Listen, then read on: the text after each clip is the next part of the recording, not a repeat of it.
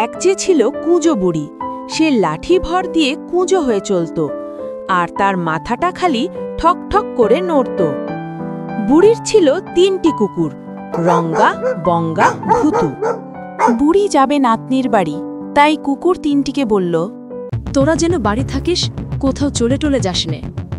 রঙ্গা ভঙ্গা বললে, আচ্ছা। তারপর বুড়ি লাঠি ভর দিয়ে কুঁজো হয়ে যাচ্ছে, আর তার মাথাটা খালি ঠক ঠক করে নড়ছে। এমনি করে সে খানিক দূর গেল। তখন শিয়াল তাকে দেখতে পেয়ে বলল, এই কুঁজো বুড়ি, কোথায় যাচ্ছ? তোকে তো আমি এখন খাবো। দেখ, আমি আগে নাতনির বাড়ি থেকে খেয়ে দিয়ে মোটা হয়ে আসি, তারপর খাস। এখন খেলে তো শুধু হাড় আর চামড়া খাবি। আমার গায়ে কি আর কিছু আছে? আচ্ছা, তবে মোটা হয়ে আয়, তারপর খাবো। তারপর বুড়ি আবার লাঠি ভর দিয়ে কুঁজো হয়ে যাচ্ছে, আর তার মাথাটা ঠক ঠক করে নড়ছে। এমনি করে আরও খানিক দূর গেল। তখন এক বাঘ তাকে দেখতে পেয়ে বলল, এই কুঁজো বুড়ি, কোথায় যাচ্ছ? তোকে তো আমি এখন খাবো। ঠিক আছে, তবে আমি আগে নাতনির বাড়ি থেকে খেয়ে মোটা হয়ে আসি, তারপর খাস।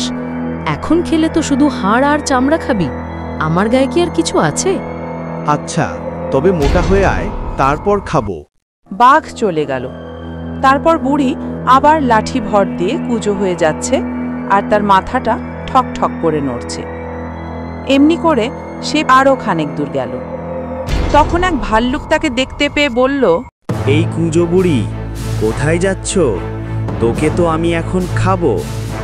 আচ্ছা, তবে আমি আগে নাতনির বাড়ি থেকে খেদে মোটা হয়ে আসি, তারপর খাস। এখন খেলে তো শুধু হাড় আর চামড়া খাবি। আমার গায়ে কি আর কিছু আছে? আচ্ছা, তবে মোটা হয়ে আয়, তারপর খাবো। এখন যাও। ভাল্লুক চলে গেল। বুড়িও আর খানিক দূর গিয়েই তার নাতনির বাড়ি পৌঁছালো। সেখানে দই, পিঠা, পায়েস আর পোলাও রোস্ট খেয়ে এমনি মোটা হলো যে আর একটু মোটা হলেই সে ফেটে যেত। তাই সে তার নাতনিকে বলল, ওগো নাতনি, আমি তো বাড়ি চললুম। এবারে আর আমি চলতে পারবো না, আমাকে গড়িয়ে যেতে হবে।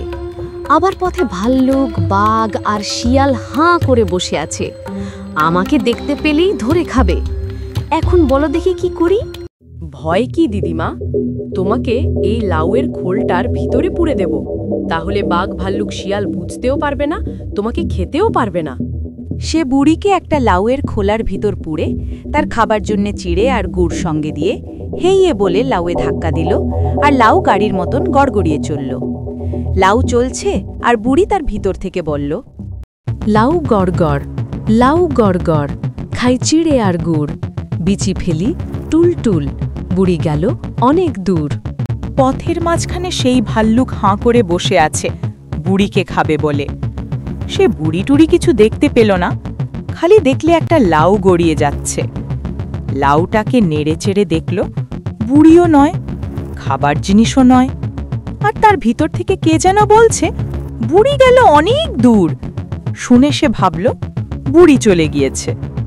তখন সে ঘট করে তাকে দিলে এক ধাক্কা, আর সেটা গাড়ির মতন গড়গড়িয়ে চলল। লাউ চলছে, আর বুড়ি তার ভিতর থেকে বলছে, লাউ গড়গড়, লাউ গড়গড়, খাই চিড়ে আর গুড়, বিচি ফেলে টুলটুল, বুড়ি গেল অনেক দূর। আবার খানিক দূরে বাঘ বসে আছে বুড়িকে খাবে বলে।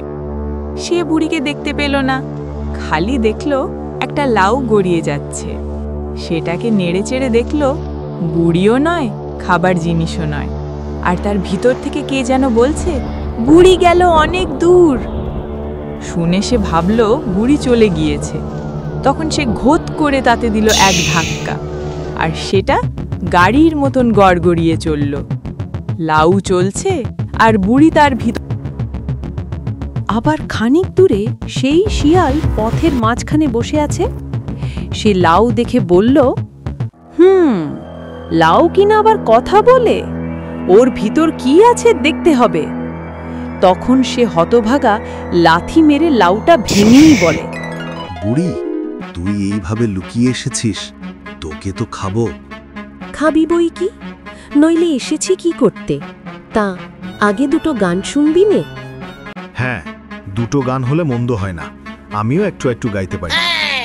আয় রঙ্গা ভঙ্গা ভূতু তু, আয় রঙ্গা ভঙ্গা ভূতু তু।